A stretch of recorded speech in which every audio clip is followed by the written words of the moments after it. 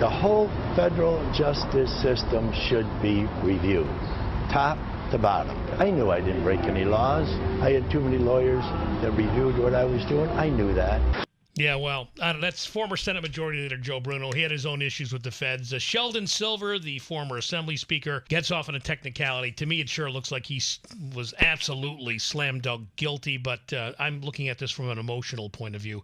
Let's get a more intellectual look at things. Our legal analyst from Martin, Harding, and Mazzotti, Chas Farcher. Morning, Chas. How are you? Good morning, Chuck. How are you? You know, to me, from the outside looking in, before we get to the law, I mean, it looks to me like this guy was so obviously guilty. How did he get away with this? I know he's going to be retried, but what's going on? Yeah, it is a legal technicality. It has to do with the jury charge, and it's kind of just the next step in the further erosion of this theft of the honest service law that we have. You know, the story started with Joe Bruno back in 2009. He was convicted, and then the Supreme Court changed the law under the Skilling case, and they went from having to either have quid pro quo, an actual bribe, in exchange for a public act, or the appearance of self-dealing, something like that. So they got rid of that second part. It had to actually be quid pro quo. And now, more recently, in the McDonald case, that law has been eroded even further. Now you got to have not just the quid pro quo, an actual bribe, an actual kickback, but the official act defined more narrowly. And that wasn't in place at the time of Silver's conviction. And so that's where we are now with the technicality. The jury was instructed improperly because the law was what it was at the time, but it's since changed. So is what he did still illegal under the current law? Yes, and it's important to note that his appeal was on 2 points. It was on the jury instructions, but it was also on the sufficiency or the evidence itself. There wasn't enough proof to convict him was the allegation in the appeal. And notably, the court said, well, no, there was enough evidence to support conviction. They found the evidence to be sufficient, but the instructions that the jury was given at the time allowing him to be convicted for any act, not just an official act that is specifically now redefined.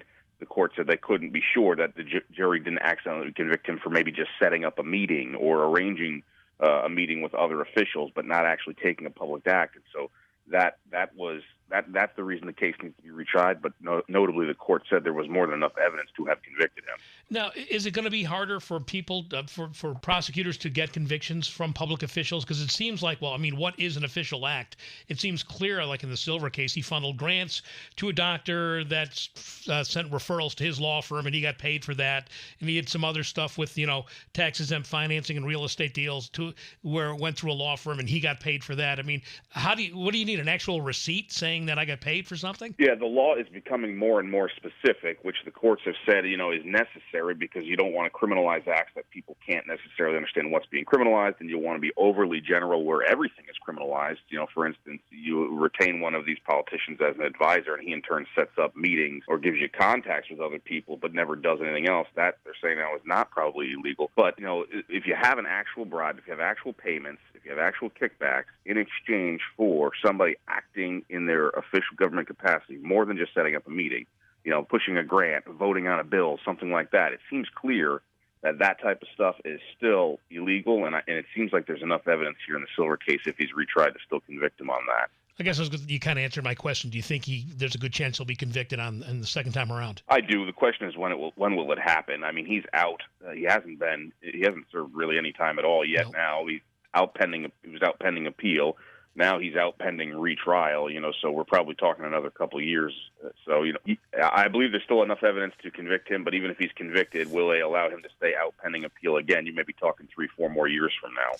Now, what happens with legal fees and his pension in the meantime? I mean, there was talk about revoking that, and I mean, because it was essentially thrown out and he gets a new trial, is he then innocent until proven guilty again? I think that's right, and you saw that with Joe Bruno, where he was actually awarded a couple $1 million in legal fees after he was acquitted.